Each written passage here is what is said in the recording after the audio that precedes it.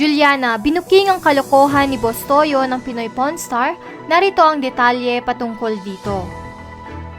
Kasalanan nga ba ni Juliana Pareskova kung bakit nabuking ang di umano'y scripted content ni Boss Toyo sa Pinoy Pawn Star? Ano nga ba ang buong katotohanan tungkol dito, lalo't pat wala pang reaksyon si Boss Toyo ukol sa binabato sa kanyang issue? Totoo nga ba talagang for the content lang rin ang lahat ng mga ginagawa at binibili niya?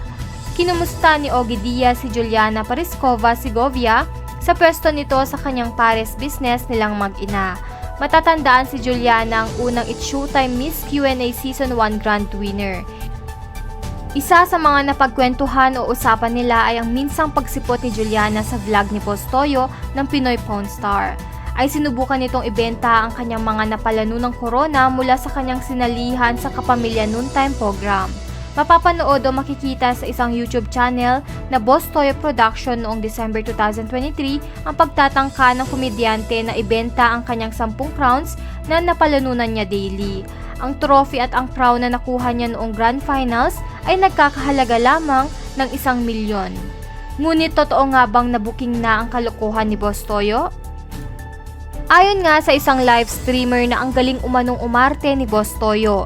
Aniya ang galing nilang umarte, nakakasuka kayo, nakakahiya kayo.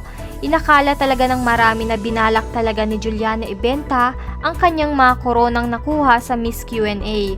Subalit nilinaw naman niya ito na for the content purposes lamang ang kanyang ginagawa. Gayong matagal na raw siyang naiimbitahan umano sa vlog ni Boss Toyo, hindi ko ibebenta ang corona ko ng Q&A, papatayin ako ng nanay ko. Ayaw niya, sobrang inaalagaan niya yun as in, kwento ni Juliana. Dahil dito ipinakita rin ni Juliana kay Ogie Diaz ang mga corona, patunay na ni isa wala siyang ibinenta sa mga ito. Talaga namang kuhang-kuha nila ang inis ng isang live streamer patungkol dito. Aniya, nanggigigil ako sa inyo kung sino pa yung mga binibless at pinagkakatiwalaan ng mga tao para magkaroon ng ganyang klaseng kasikatan ay sila para umano ang nangloloko sa mga viewers. Ayon pa nga sa isang live streamer na si Batas Natin na hindi naman magtatagal ang mga ganoong mga ginagawa nila.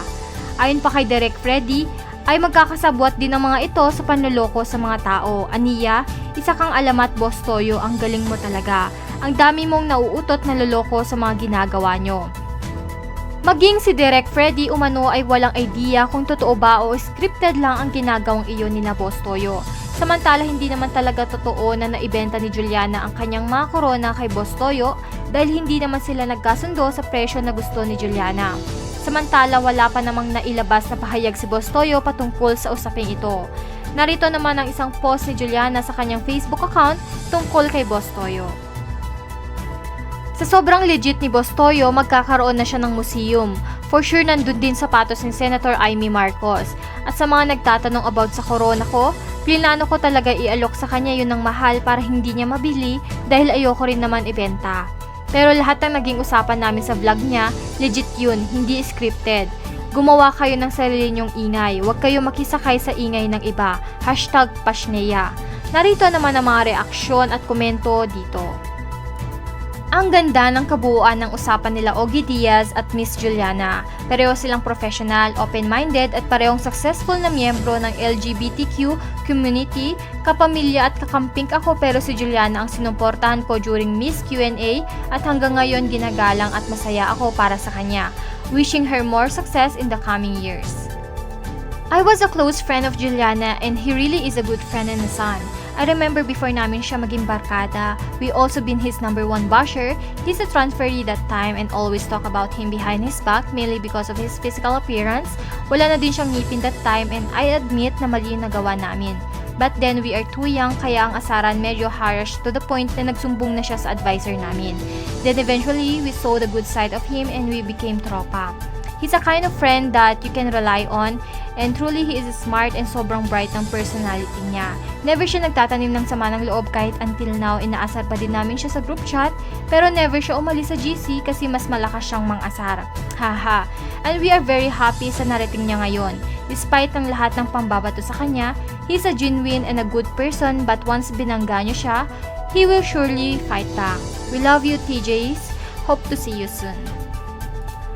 Juliana is a face of perseverance. Ang tapang na harapin ng bukas. Napaka-professional ni Sir Ogie, ang galing niya maging fair at neutral sa mga guests niya, ang galing talaga. Hello Ogie Diaz and Juliana, talagang bilib ako kay Juliana kung ano yung bilis ng isip niya sa mga tanong at sa pagsagot niya. Bilib ako sa kanya, matalino siya at mapagmahal sa mga magulang. God bless. Iba pa rin talaga ang talino ng nag-iisang Juliana, nakaka-inspired. Kahit may edad na ako, ang pangarap ko na makapag-enroll sa Ogie Diaz Acting Workshop, tutuparin ko soon at ma-interview ng isang Ogie Diaz. Anong masasabi niyo sa pag-booking ni Juliana kay Boss Toyo ng Pinoy Pawn Star? Niloloko lang ba ni Boss Toyo ang mga netizen sa mga bawat video na napapanood patungkol sa mga pagbebenta ng mga gamit sa kanya? Comment down your thoughts below. Don't forget to like and subscribe for more latest trending news from us, and thank you for watching!